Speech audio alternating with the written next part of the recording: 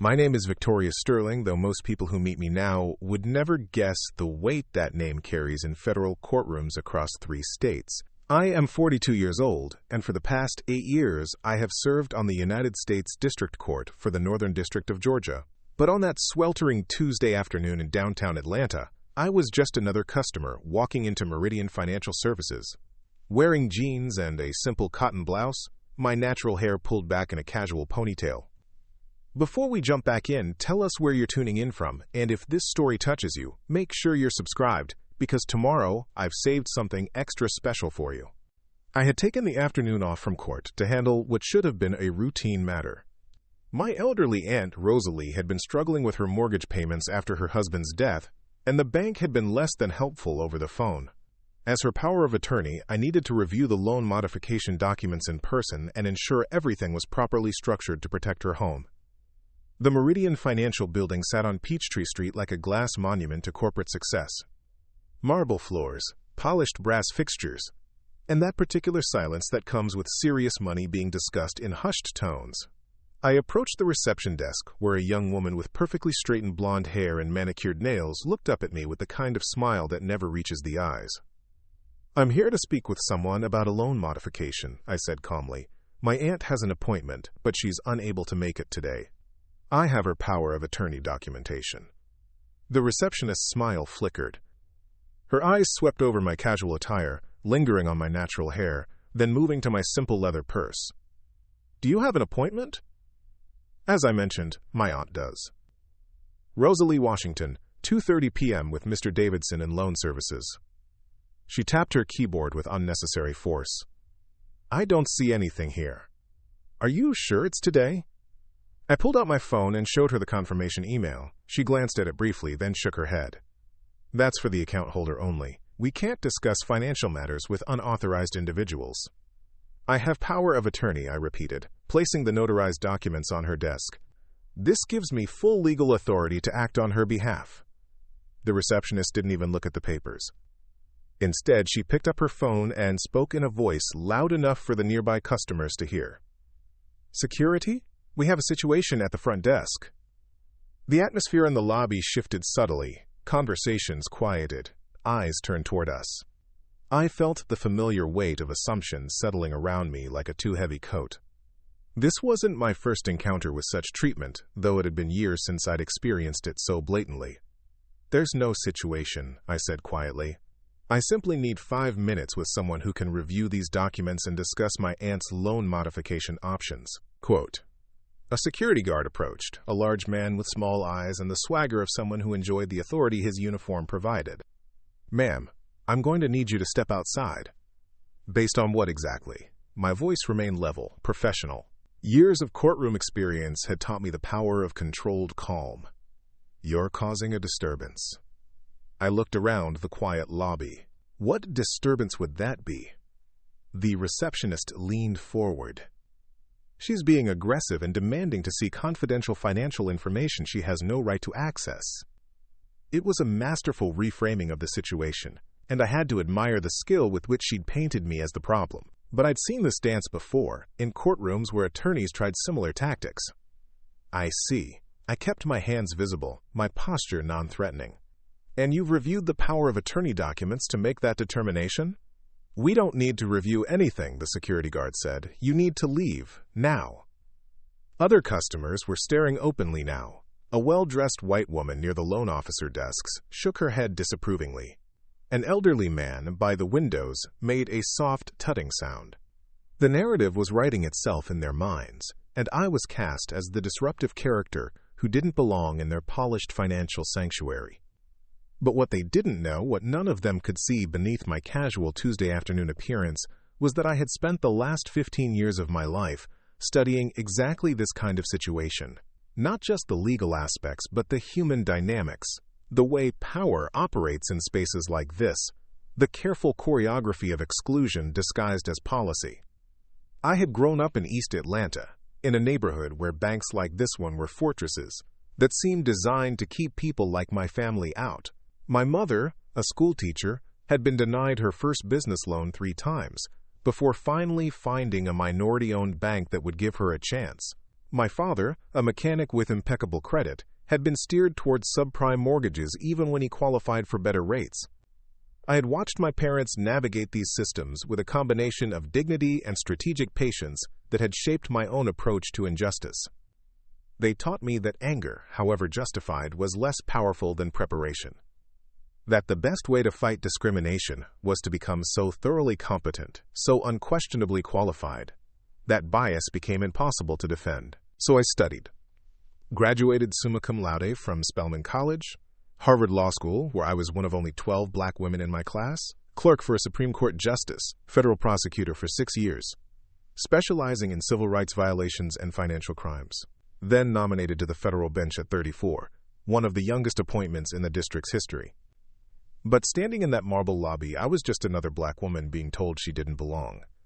The security guard stepped closer. "Ma'am, I'm not going to ask again." I nodded slowly and reached into my purse. Not for my judicial credentials, not yet. Instead, I pulled out a small leather notebook, the kind I'd carried since law school, a habit that had served me well in countless situations where details mattered more than emotions. "Before I go," I said calmly, "could I get your names for my records?" The receptionist's smile became more strained. "That's not necessary." "Actually, it is." I clicked my pen. "When I file my complaint with the Consumer Financial Protection Bureau and the Georgia Department of Banking and Finance, I'll need to be accurate about who was involved." The security guard's confidence wavered slightly. "Complaint about what?" "Discriminatory lending practices, violation of power of attorney statutes, failure to follow federal banking regulations regarding customer service protocols." I kept writing as I spoke. "What was your name again?" "Look, lady, you can't just—" "Actually, I can." I met his eyes directly. "And I will. Unless, of course, someone would like to take another look at these power of attorney documents and discuss my aunt's loan modification like civilized people." The lobby had gone completely quiet now. Other customers were pretending not to listen while hanging on every word. The receptionist looked toward the back offices, clearly hoping someone with more authority would emerge to handle the situation. But I wasn't finished establishing the foundation of what was to come, because this moment, this choice they were making, would determine everything that followed. They could see only what they expected to see, a woman who didn't fit their image of who belonged in their polished world. They had no idea they were about to learn the difference between someone who looked like she didn't belong and someone who had the power to decide who belonged anywhere at all. The manager who finally emerged from the back offices was a man in his early 50s named Bradley Morrison, according to the nameplate on his Navy suit. He carried himself with a particular arrogance of someone who had never been meaningfully challenged in his professional environment.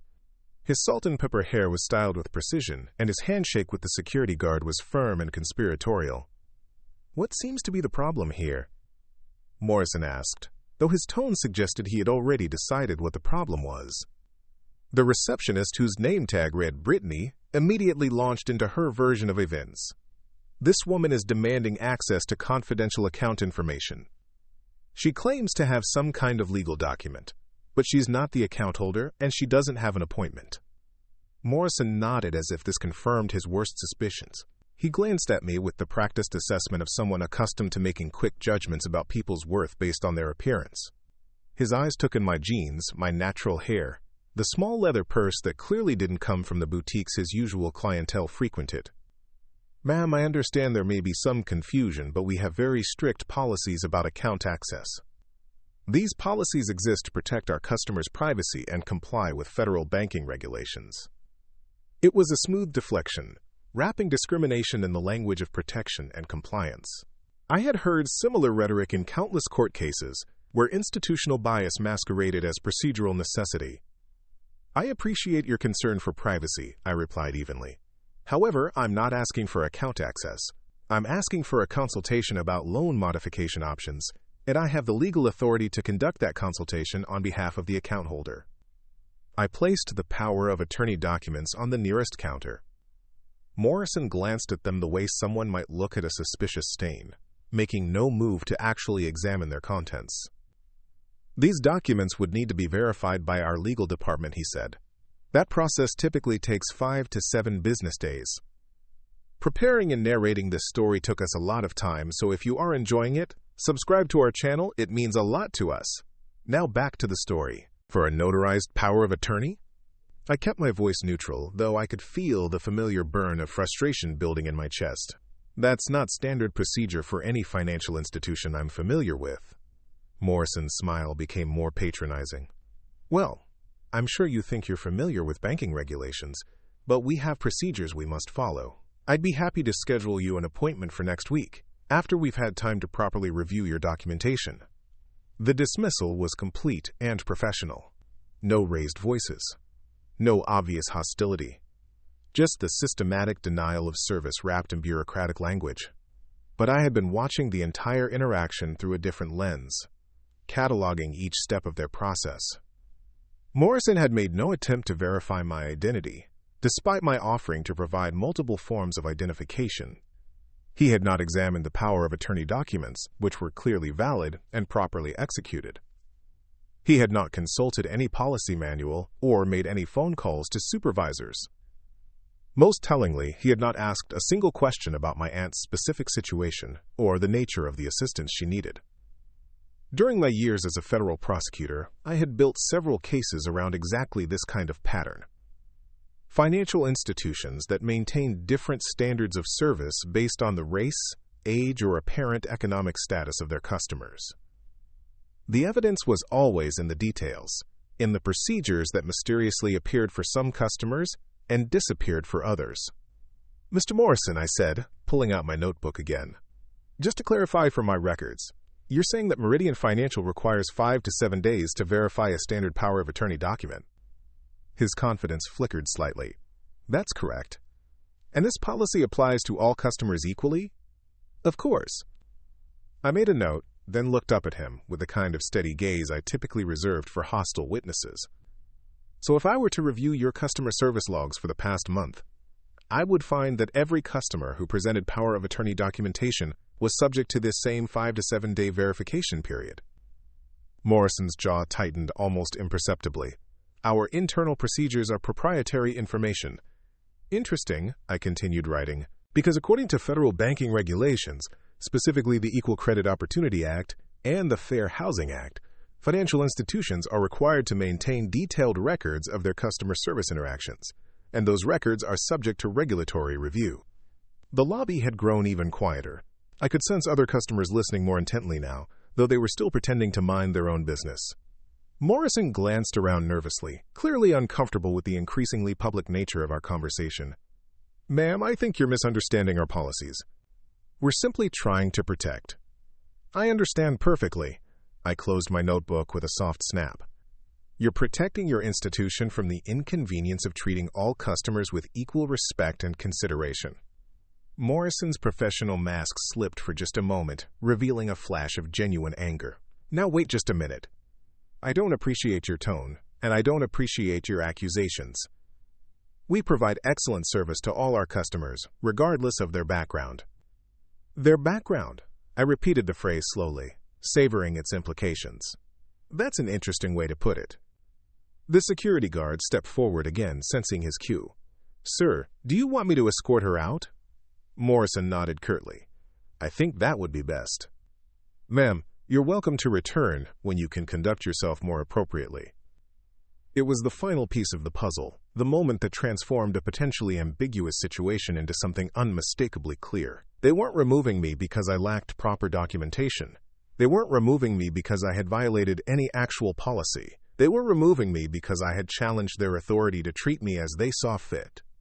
But as the security guard reached for my arm, I took a small step back and raised my hand in a gesture that was both polite and unmistakably commanding. "Before you do that," I said quietly, "I think there's something you should know." Morrison rolled his eyes. "Ma'am, we've heard enough." "My name is Victoria Sterling," I continued, my voice cutting through his dismissal like a blade through silk. "And I think you're going to want to call your legal department after all." The way I said my name carried weight that hadn't been there before. Not louder, not more aggressive, but different. It was the voice of someone accustomed to being heard, someone whose words carried consequences that extended far beyond the boundaries of a bank lobby. Morrison paused, something in my tone finally penetrating his assumptions. For the first time since he'd emerged from his office, he looked at me not as a problem to be managed, but as a person who might pose an actual threat to his comfortable certainties. But he had already committed to his course of action, and pride is a powerful force. He straightened his shoulders and nodded to the security guard. "Remove her, now." It was exactly the choice I had been waiting for him to make. The security guard's hand was halfway to my shoulder when the first phone call came through. Brittany answered with her practiced cheerfulness, but her expression changed rapidly as she listened to whoever was on the other end. "Mr. Morrison," she called out, her voice higher than usual. "It's Channel 7 News. They're asking about an incident involving discrimination at our Peachtree location." Morrison's face went pale. "What? How could they possibly?" He stopped mid-sentence and turned to stare at me with dawning comprehension. "What did you do?"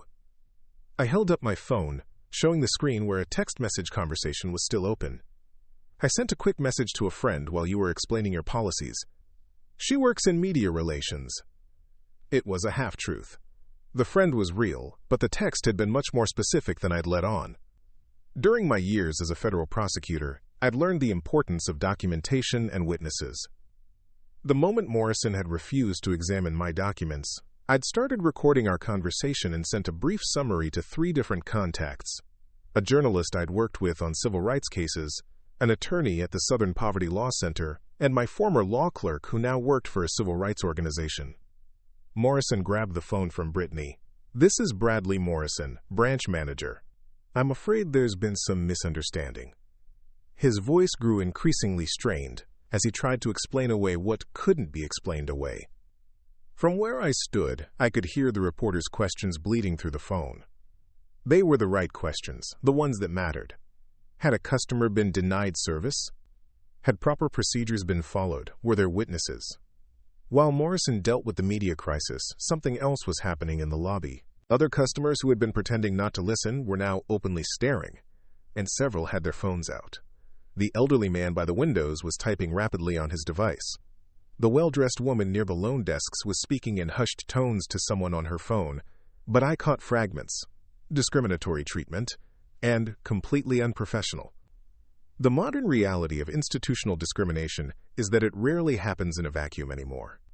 Everyone has a camera, everyone has social media, and injustice captured on video has a way of spreading faster than any corporate damage control can contain it. Morrison hung up the phone and immediately spun toward me. "You planned this," he accused, his professional demeanor cracking completely. "You came in here looking for trouble." "I came in here to help my elderly aunt keep her home," I replied calmly. "Everything that happened after that was your choice." But Morrison was past rational conversation now. The media attention had transformed what he thought was a routine removal of an unwanted customer into a potential career-ending crisis. His next actions were driven by panic rather than procedure. "Get her out of here," he ordered the security guard. "Now, before this gets any worse." The security guard, whose nameplate read Dennis Walsh, hesitated. The presence of recording phones and the mention of news crews had clearly changed his calculation of risk versus reward. "Sir, maybe we should." "I gave you an order," Morrison snapped. "Remove her from the premises immediately." It was the worst possible decision he could have made, and I could see he knew it even as the words left his mouth. Security footage would show him escalating the situation after media attention had begun. Any competent attorney would be able to argue that his actions were retaliatory rather than procedural. But Walsh, caught between his manager's demands and his own growing unease, reached for my arm again. This time, I didn't step away. "Sir," I said, looking directly at Morrison while Walsh's hand hovered near my shoulder, "I strongly advise you to reconsider this course of action." "And why is that?" Morrison's voice was thick with sarcasm and barely controlled rage. "Because in about 30 seconds, you're going to receive another phone call. This one will be from your regional director, and he's going to ask you a very simple question. Did you just have a federal judge physically removed from your bank?" Quote, the words hung in the air like smoke from an explosion. Morrison's face went through a series of expressions: confusion, disbelief, dawning horror. Walsh's hand dropped to his side as if I'd become radioactive. "You're lying," Morrison said, but his voice lacked conviction. I reached into my purse and pulled out a thin leather wallet From it, I extracted a small gold badge and identification card, holding them out for everyone to see. The badge caught the lobby's bright lights, and the words United States District Court were clearly visible. "Judge Victoria Sterling," I said quietly. "Northern District of Georgia. Appointed by the President of the United States. Confirmed by the United States Senate. Currently overseeing 17 active cases, including 3 involving banking discrimination." The lobby fell into absolute silence. Even the ambient sounds of the building, the hum of air conditioning, the quiet conversations from other areas, seemed to pause in recognition of what had just occurred. Morrison stared at the badge as if it were a serpent. His mouth opened and closed soundlessly. The security guard took several steps backward, his hands raised in a gesture of surrender. But the crisis was just beginning, not ending. Brittany's phone rang again, then Morrison's direct line, then another phone at a different desk. The news of what was happening had begun to spread through whatever networks connect bank managers to their superiors, and those superiors were not pleased. "Your Honor," Morrison stammered, the title feeling foreign and desperate in his mouth. We didn't, if we had known." "If you had known what, Mr. Morrison?" I asked, my voice still calm but carrying a new authority that transformed the entire atmosphere of the room. "If you had known I was a federal judge, would you have treated me with basic human dignity? If you had known I held one of the highest legal offices in the state, you would have looked at my documents. If you had known I had the power to destroy your career, you would have followed your own policies." Each question hit him like a physical blow. The other customers were no longer pretending not to listen. They were openly gathered around, watching what they clearly recognized as a moment of reckoning. "What you're telling me," I continued, "is that you only treat people with respect when you think they have the power to hurt you. Is that an accurate summary of Meridian Financial's customer service philosophy?" Quote. Morrison's phone rang again. This time, when he answered it, his voice was barely above a whisper. "Yes, sir. Yes, she's still here. No, sir, I didn't realize. Yes, sir. Immediately." He hung up and looked at me with the expression of a man watching his professional life collapse in real time. "Your Honor," he said, his voice shaking, "my regional director would like to speak with you personally. He's on his way here now. In the meantime, is there anything we can do to resolve this situation?" It was too late for resolution, and we both knew it. The crisis had erupted beyond the walls of the bank, beyond Morrison's ability to control, beyond the simple transaction I had come to complete. What had started as routine discrimination had become a federal case, literally and figuratively. And I was just getting started.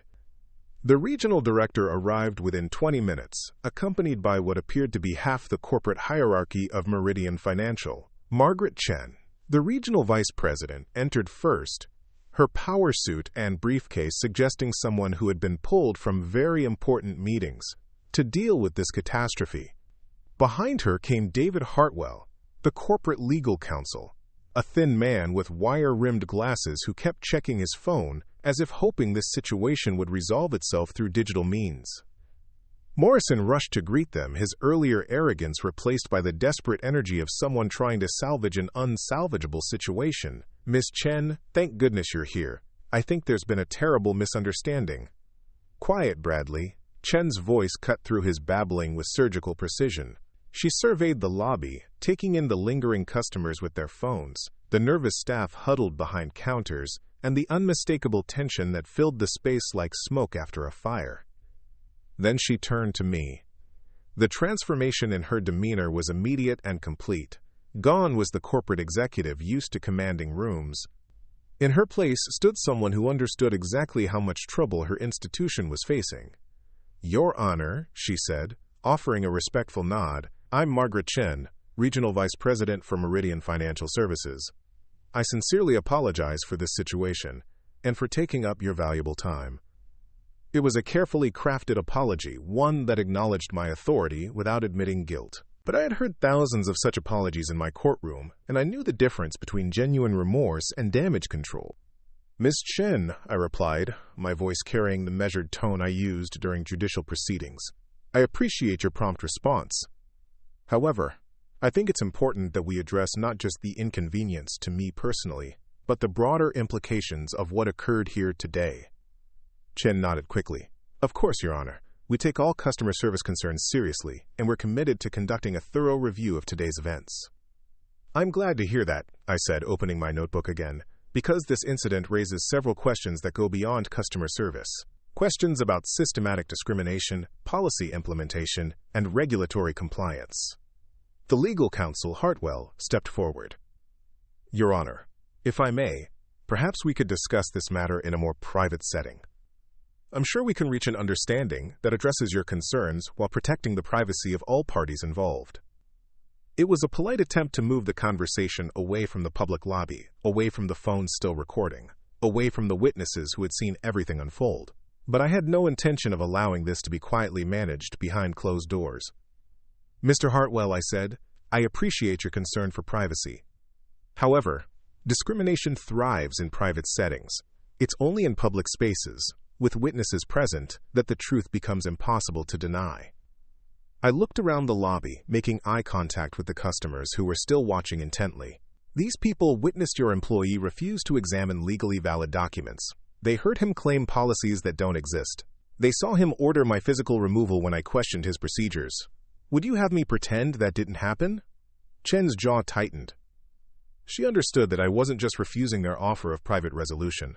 I was actively choosing public accountability. Your Honor, she said carefully, we certainly don't want to pretend anything didn't happen. We simply want to ensure that our response is appropriate and comprehensive. Then let's talk about appropriate responses, I said, my voice taking on the authoritative tone that had served me well during contentious hearings. Mr. Morrison, could you explain to Ms. Chen exactly what policies you were following when you refused to examine my power of attorney documents? Quote, Morrison looked desperately between his superiors and me, clearly hoping someone would rescue him from having to answer. When no rescue came, he stammered, Well, Your Honor, we have, that is, our standard procedure requires. Stop, I said firmly. Don't tell me what you think your procedures require. Tell me exactly which written policy manual, which training document, which corporate directive gave you the authority to refuse service to a customer with valid legal documentation. The silence that followed was profound. Morrison opened his mouth, closed it, looked to Chen for help that didn't come. There isn't one, is there? I continued. Because what happened here wasn't the implementation of policy, it was the exercise of personal bias disguised as institutional procedure. Hartwell cleared his throat. Your Honor, if there were any procedural irregularities, we're certainly prepared to address them through our internal review process. Internal review? I interrupted, my voice sharp enough to cut through his corporate speak. Mr. Hartwell, I've overseen dozens of cases involving financial discrimination. I know how internal reviews work. They're designed to protect the institution, not the victims of discrimination. I turned back to Chen. Ms. Chen, how many other customers has Mr. Morrison treated this way? How many elderly black women has he turned away with fabricated policies? How many young Hispanic men has he subjected to additional verification that white customers never face? Chen's face had gone pale. She was beginning to understand that this wasn't just about one incident, one customer, one bad day. I was forcing her to confront the systematic nature of the problem. Your Honor, she said quietly, I can assure you that Meridian Financial Services does not tolerate discrimination in any form. Then explain to me why your branch manager felt comfortable discriminating against a federal judge in front of a lobby full of witnesses, I replied. If he was willing to treat me this way, knowing that his actions were being observed and recorded, what does he do when he thinks no one is watching? The question hung in the air like an indictment, which is exactly what it was. Not just of Morrison, not just of this branch, but of the entire culture that had made his behavior seem acceptable to him. Morrison finally found his voice, though it came out as barely more than a whisper. Your Honor, I swear I didn't know. That's exactly the point, Mr. Morrison, I said, cutting him off. You didn't know who I was, so you felt free to treat me with contempt. You saw a black woman in casual clothes and assumed you could dismiss me without consequences. That assumption tells us everything we need to know about how you view your customers. Chin stepped forward, her corporate training finally overridden by genuine concern. Your Honor, what can we do to make this right? It was the question I had been waiting for. The moment when defensive posturing gave way to acknowledgement of wrongdoing. But making it right would require more than apologies and internal reviews.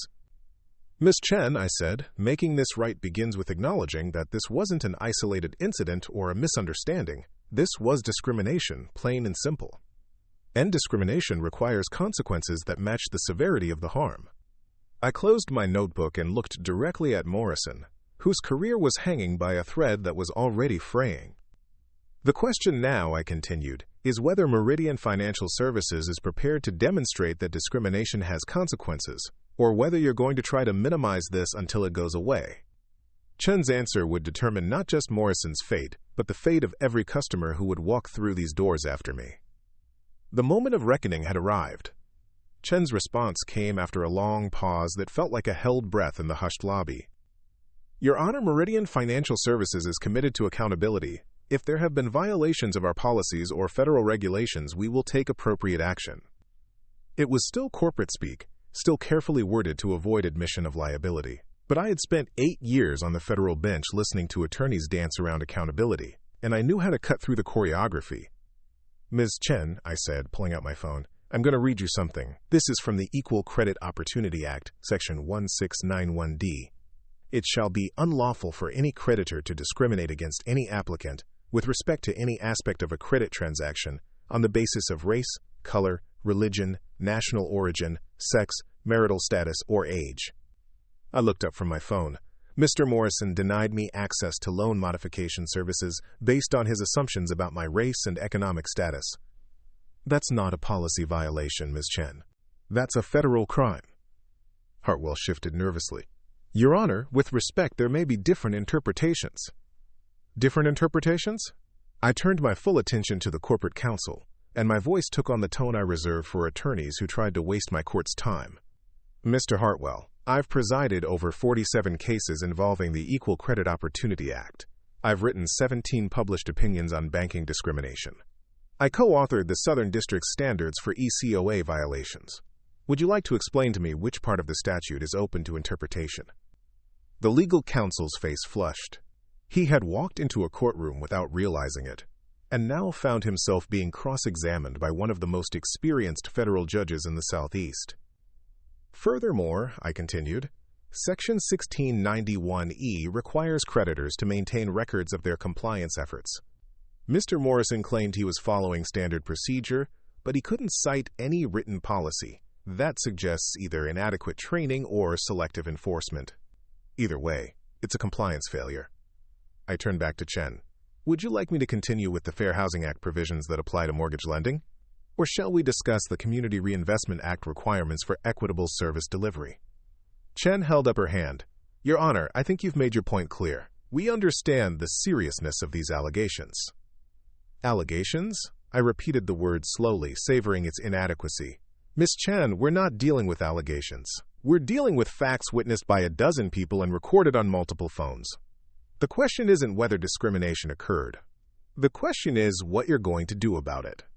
Morrison, who had been silent during this legal discussion, suddenly spoke up with the desperation of a drowning man. Your Honor, please, I have a family. I've worked for this company for 12 years. I made a mistake, but I can learn from it. I can do better. I studied him for a moment, seeing not just the man who had tried to humiliate me, but the embodiment of a system that allowed such behavior to flourish. Mr. Morrison, how many training sessions on discrimination have you attended in those 12 years? Several, Your Honor. We have annual compliance training. And yet you felt comfortable fabricating policies to deny service to a black customer, which suggests that either the training is inadequate or you chose to ignore it. Which is it? Morrison's mouth worked soundlessly. There was no good answer to that question, and we both knew it. Chen stepped forward. Your Honor, if I may, I think we need to focus on solutions rather than... Solutions begin with consequences, I interrupted. And consequences begin with accountability. Let me tell you what I see when I look at this situation, Miss Chen. I walked slowly around the lobby as I spoke, my voice carrying clearly to every corner of the space. The other customers, the staff members peeking out from behind counters, the security guard who was trying to become invisible, everyone was listening. I see an institution that hired a man who believes he can judge customers' worthiness based on their appearance. I see a training program that failed to teach basic federal regulations.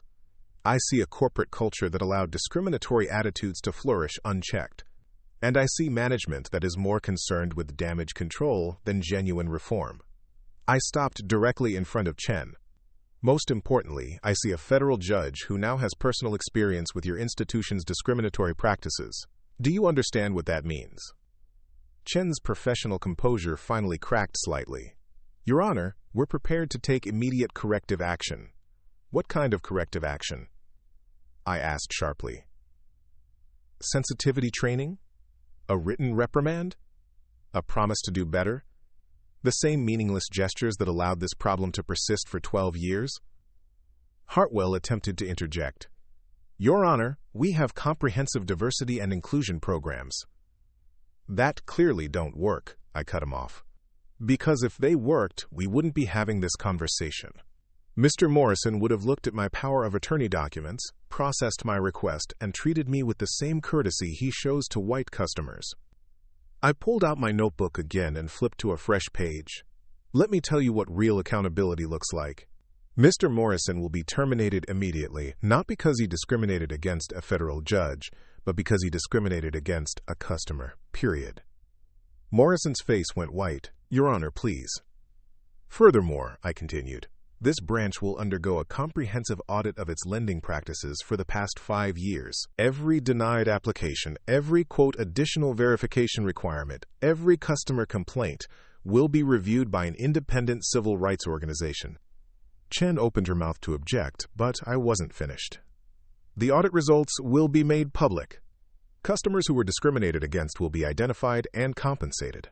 Meridian Financial will establish a fund for financial literacy programs in underserved communities, administered by local civil rights organizations, not by your corporate foundation.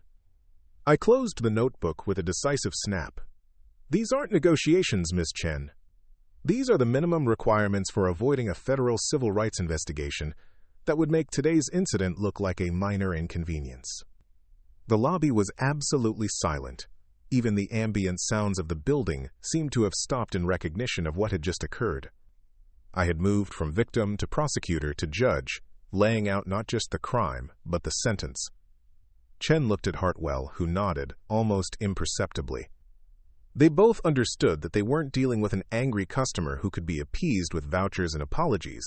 They were facing a federal judge who had the knowledge, authority, and motivation to destroy their institution if they chose defiance over compliance. Your Honor, Chen said quietly, we accept your requirements. Mr. Morrison's employment will be terminated effective immediately. We'll begin the audit process within 48 hours. Morrison's knees seemed to buckle.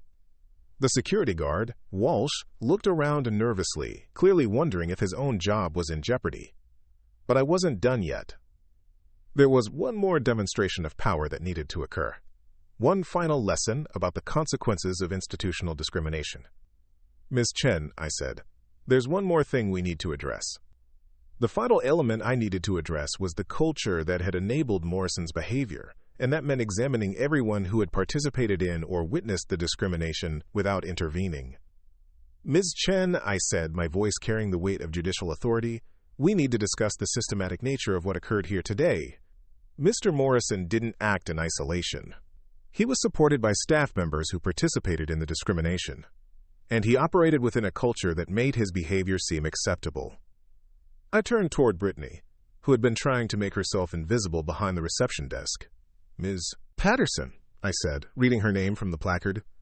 You were the first person to treat me with suspicion and hostility. You refused to look at my documents and immediately called security. What training did you receive that led you to believe that was appropriate customer service? Brittany's voice came out as barely a whisper. We're supposed to protect customer privacy and follow security protocols. Protect privacy by refusing to examine legal documents that would have established my authority to discuss the account, I asked. Or follow security protocols that apparently include calling for physical removal when customers ask questions about your procedures. She had no answer, and her silence spoke volumes about the institutional culture that had shaped her responses. I looked around the lobby at the other employees who had emerged from their workstations, drawn by the commotion but careful to maintain distance from the confrontation. How many of you witnessed what happened here today? I asked. Several hands rose hesitantly. And how many of you thought to intervene when you saw a customer being treated with obvious disrespect and discrimination? The hands dropped. The silence was profound and damning. That, I said to Chen, is the real problem. Not just Mr. Morrison's individual prejudice, but an entire workplace culture where discrimination can occur in front of multiple witnesses without anyone feeling compelled to speak up. Chen nodded grimly. Your Honor, we clearly have cultural issues that need to be addressed. Cultural issues, I repeated. That's one way to put it. Another way would be to say that you've created an environment where racism is so normalized that your employees don't even recognize it when they see it. I walked over to where Dennis Walsh, the security guard, was standing. He straightened nervously as I approached. Mr. Walsh, I said, you were ordered to physically remove a customer who had done nothing more than ask questions about banking policies. At what point did you consider whether that order was lawful or appropriate? Walsh shifted uncomfortably. Ma'am, Your Honor, I was just following instructions from my supervisor. Following instructions, I mused. That's historically been the defense for participating in systematic oppression. But, as a security professional, don't you have an obligation to understand the difference between legitimate security concerns and discriminatory harassment? Quote. His face reddened. I don't know, Your Honor. I'm not trained in legal matters. You don't need legal training to recognize basic human dignity, I replied. But apparently you do need it to work in this institution. Because the culture here has stripped away your ability to recognize when something is fundamentally wrong. I turned back to Chen, who was watching this exchange with growing discomfort. Ms. Chen, this isn't just about firing Mr. Morrison. This is about examining how your institution recruited, trained, and managed employees who felt comfortable participating in discriminatory behavior. Chen nodded. Your Honor, we're prepared to implement comprehensive cultural change programs.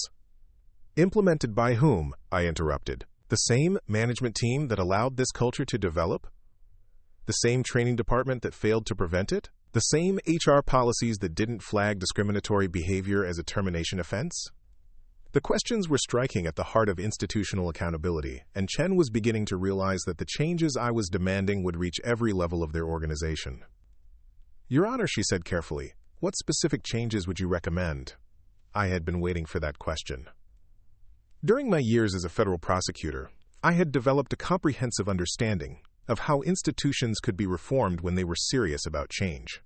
But the key word was serious. First, I said, complete management restructuring at this branch. Everyone with supervisory authority over customer service will be replaced. New management will be recruited specifically for their experience in diversity and inclusion. Chen's face went pale. She was realizing that I wasn't just demanding individual accountability, but institutional transformation. Second, every employee at this branch will undergo 60 hours of civil rights training conducted by external experts, not internal corporate trainers. The training will include real-world scenarios, legal requirements, and personal accountability measures. I continued methodically, watching as each requirement landed like a physical blow. Third, customer service protocols will be completely rewritten with input from civil rights organizations. Every policy that allows subjective decision-making about customer worthiness will be eliminated. Quote. Fourth, this branch will establish a customer advocate position, filled by someone from the local civil rights community, with full authority to investigate discrimination complaints and recommend corrective action. Fifth, quarterly audits by independent civil rights organizations, with results published publicly and shared with federal banking regulators. I paused to let the scope of the changes sink in. And finally, a community advisory board with real power to oversee branch operations and ensure that discriminatory practices don't resurface. Chen was taking notes frantically, but I could see the calculation in her eyes. The cost of implementing these changes would be substantial, both financially and operationally. Your Honor, she said, these requirements are quite extensive. Perhaps we could discuss phasing them in over time. Ms. Chen, I replied, my voice taking on the tone I used for particularly obtuse attorneys, let me explain something about federal civil rights law. Discrimination is not a problem that can be solved gradually. It's a violation that requires immediate and comprehensive remediation. I walked back to the center of the lobby, where Morrison was still standing in stunned silence, his career and reputation crumbling around him. "Mr. Morrison," I said, "I want you to understand something. Your termination today isn't punishment for discriminating against a federal judge. It's accountability for discriminating against a human being. The fact that I have institutional power doesn't make your behavior more wrong. It just makes the consequences more immediate and visible." Morrison nodded numbly, tears forming in his eyes. "But here's what I want you to remember," I continued, my voice softer but no less firm. "Every black woman who walks into a bank deserves the same respect you would show to a federal judge. Every elderly customer with legal documents deserves the same courtesy you would show to your biggest depositor. Every person who asks for your help deserves to be treated with basic human dignity." I turned to address the entire lobby, speaking to the employees, the customers, everyone who had witnessed this transformation. What happened here today wasn't about me. It was about a system that allows people to be treated as less than human, based on assumptions about their race, their class, their perceived importance. That system exists because people like Mr. Morrison feel comfortable operating within it, and because people like Ms. Patterson feel obligated to support it, and because people like Mr. Walsh feel compelled to enforce it. The lobby remained silent as I continued. But systems can be changed, cultures can be transformed, and institutions can be held accountable when they fail to serve all members of the community with equal respect and dignity. I looked directly at Chen. The question now is whether Meridian Financial Services is prepared to lead that transformation, or whether you'll need federal oversight to ensure compliance with basic civil rights law. Chen straightened her shoulders, recognizing that this was her moment to choose between genuine reform and regulatory intervention. "Your Honor," she said, "Meridian Financial Services commits to implementing all of your requirements. We will begin immediately, and we will ensure that what happened here today never happens again at any of our branches." It was the answer I had been working toward, but I knew that promises made under pressure needed to be verified through action. "Miss Chen," I said, "I'll be monitoring your progress personally, not as a customer, but as a federal judge with oversight responsibility for civil rights compliance in this district. I'll expect quarterly reports on your implementation timeline, and I'll be conducting unannounced visits to verify that changes are actually taking place." The promise of ongoing judicial oversight was the final piece of accountability. They couldn't simply wait for the controversy to die down and return to business as usual. "Furthermore," I added, "I'll be sharing today's events with my colleagues on the bench, with federal banking regulators, and with civil rights organizations throughout the Southeast. This incident will become a case study in institutional discrimination and the consequences of failing to address it." Morrison finally spoke, his voice breaking. "Your Honor, I'm sorry. I'm truly deeply sorry for what I did to you today." I studied his face, looking for genuine remorse beneath the fear and desperation. "Mr. Morrison," I said quietly, "I don't need your apology. The black women who will apply for loans next week need your apology. The elderly customers who will seek help with their mortgages need your apology. The young families who will come here looking for their first business loans need your apology." Quote, "But they can't receive it from you because you won't be here to give it. Your apology needs to take the form of reflection on how you became someone who could treat another human being with such casual cruelty. And then it needs to become action to ensure that you never participate in discrimination again."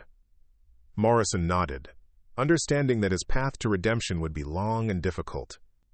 As the corporate team began making phone calls to implement the changes I had demanded, I finally turned my attention back to the original purpose of my visit. "Now," I said to Chen about my aunt's loan modification. The transformation was complete. What had begun as discrimination had become justice.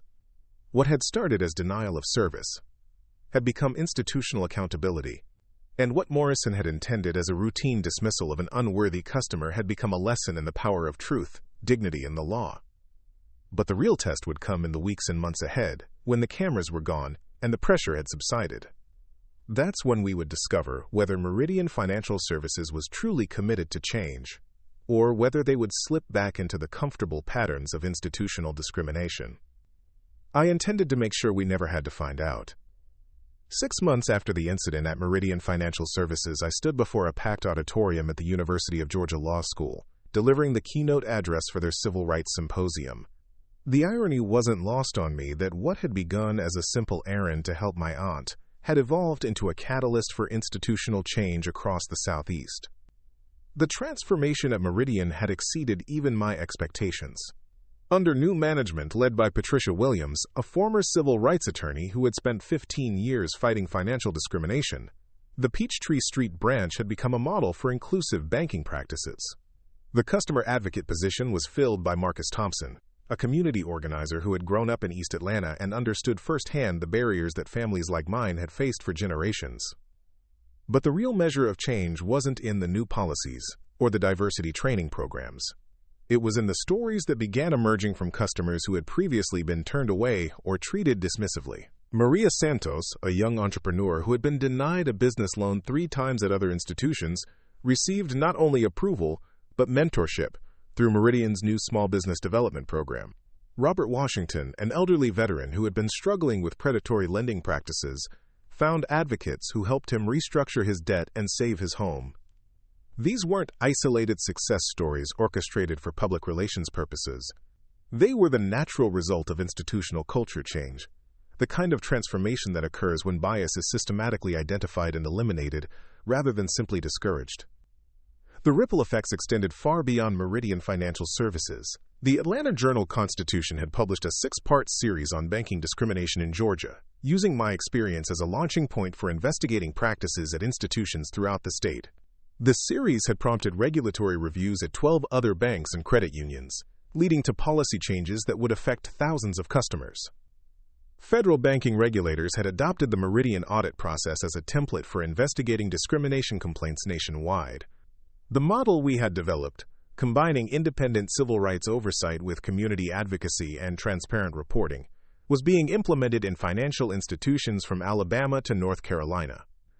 More importantly, the incident had sparked conversations about implicit bias and institutional discrimination in venues where such discussions had previously been avoided. Corporate boardrooms, professional associations, and community organizations were grappling with questions about how discrimination persists even in institutions that officially oppose it.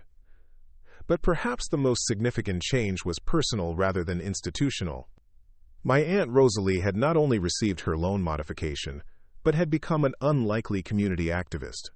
At 73 years old, she was now serving on Meridian's Community Advisory Board, using her decades of experience navigating financial institutions to help other elderly customers understand their rights and options. Her sharp questions and practical wisdom had made her one of the most effective advocates on the board. Victoria always was stubborn, she had told a reporter who interviewed her about the changes at Meridian. But sometimes being stubborn is exactly what the world needs. Quote, the legal profession had taken notice as well. The Federal Bar Association had asked me to chair a new committee on judicial ethics and community engagement, examining how judges could address discrimination and injustice they witnessed outside the courtroom. It was a delicate balance, maintaining judicial neutrality while acknowledging that judges are citizens with obligations to their communities. Law schools were incorporating the Meridian case into their curriculum, using it to teach students about the intersection of individual discrimination and institutional policy. The video recordings from that day had become teaching tools, demonstrating how discrimination operates in real-world settings and how legal knowledge could be deployed to challenge it. But the most meaningful validation came from an unexpected source. Bradley Morrison had reached out to me through my chambers 6 weeks after his termination. His request for a meeting had been carefully worded, acknowledging that he had no right to my time or attention, but asking for an opportunity to discuss what he had learned from the experience.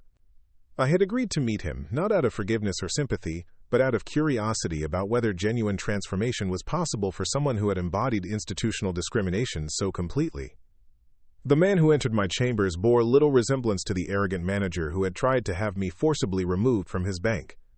Morrison had lost weight, his expensive suits replaced by modest clothing that suggested significant financial hardship.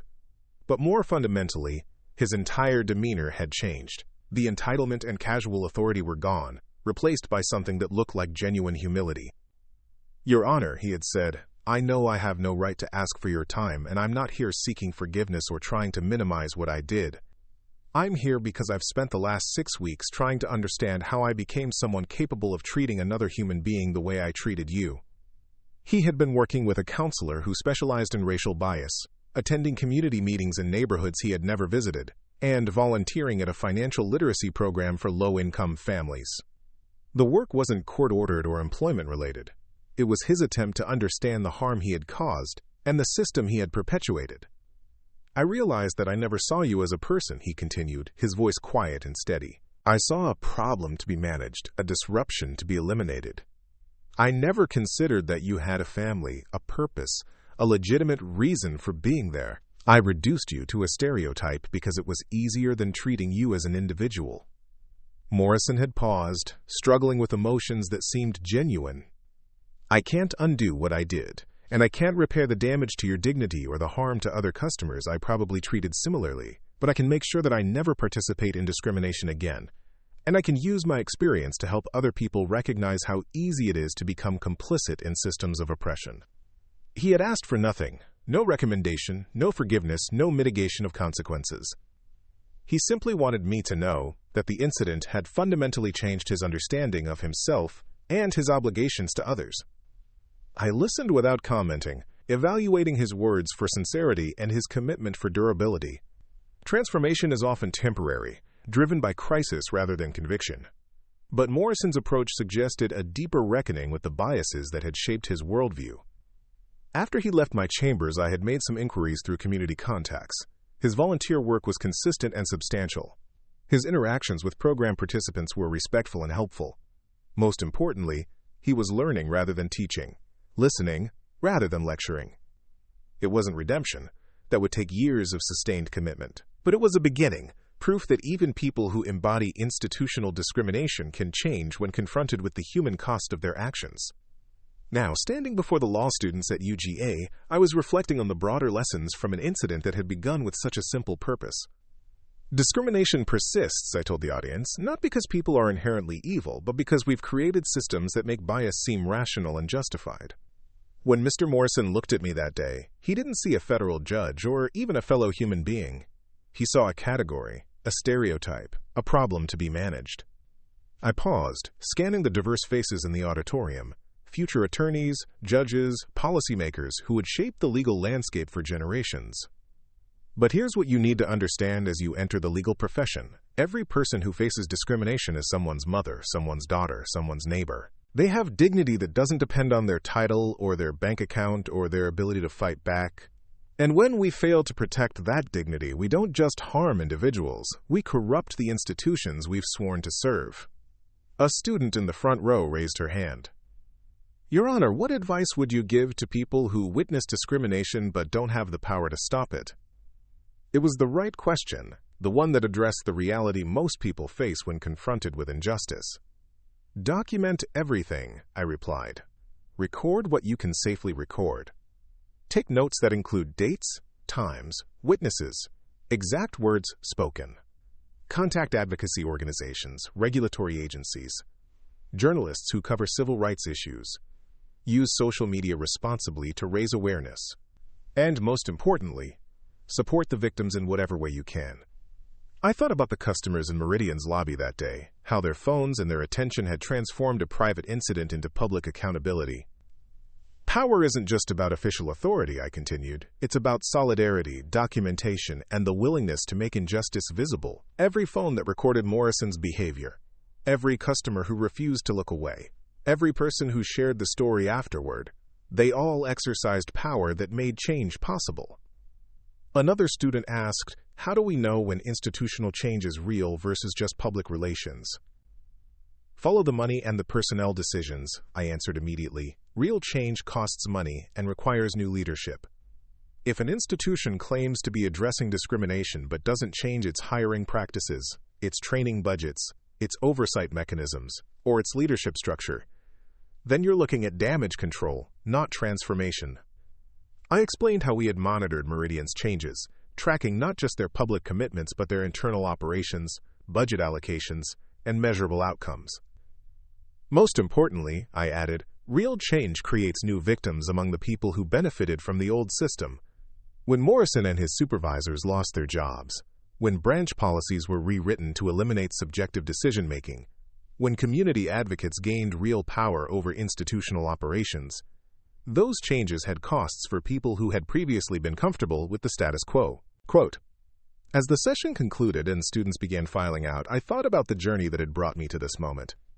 What had begun as frustration with discrimination had evolved into a comprehensive understanding of how institutions could be transformed when there was genuine commitment to change. My Aunt Rosalie's house was safe, her mortgage restructured through the very bank that had initially refused to acknowledge my authority to help her. Morrison was rebuilding his life around a new understanding of his obligations to others. Meridian Financial Services had become a model for inclusive banking practices. And thousands of customers throughout the Southeast would receive better service because of changes that had rippled outward from a single afternoon of confrontation and accountability. But the most important legacy wasn't institutional or professional. It was personal and generational. My chambers had become a destination for young attorneys, particularly women of color, who were grappling with their own experiences of discrimination and bias. They came seeking advice about how to navigate institutions that often seemed designed to exclude them, how to maintain their dignity while challenging injustice, how to use their legal training to create change rather than simply survive systems of oppression. I told them what my parents had taught me, what the incident at Meridian had reinforced. Preparation defeats prejudice, documentation defeats denial, and persistence defeats discrimination. But more importantly, I told them that their presence in these institutions mattered, that their refusal to accept unequal treatment created space for others to demand better. The law is not self-executing. Justice is not automatic. Change requires people who are willing to stand up when it would be easier to remain silent, who are willing to document truth when others prefer comfortable lies, who are willing to demand accountability when institutions would rather manage perception than address reality. That Tuesday afternoon at Meridian Financial Services reminded me why I had chosen law as a profession and justice as a calling. It had transformed a routine errand into a masterclass in institutional accountability. And it had proven that individual courage, combined with legal knowledge and community support, could still overcome even entrenched systems of discrimination. The story would continue in courtrooms and boardrooms, in law schools and community centers, wherever people refused to accept that injustice was inevitable or unchangeable. And each time someone demanded to be treated with dignity, each time someone documented discrimination instead of ignoring it, each time someone chose accountability over convenience, the legacy would grow. Because that's how change happens, not through single dramatic moments, but through the accumulated weight of people who refuse to accept that things must remain as they have always been. My name is Victoria Sterling, and I serve on the United States District Court not just to interpret law, but to ensure that justice reaches every person who seeks it, regardless of how they look, where they come from, or whether anyone expects them to fight back. That commitment had been tested in a bank lobby, and it had prevailed. It would be tested again, and it would prevail again. Justice, after all, is not a destination but a practice, not a guarantee but a responsibility we must choose every day. Up next, you've got two more standout stories right on your screen. If this one hits the mark, you won't want to pass these up. Just click and check them out. And don't forget to subscribe and turn on the notification bell so you don't miss any upload from us.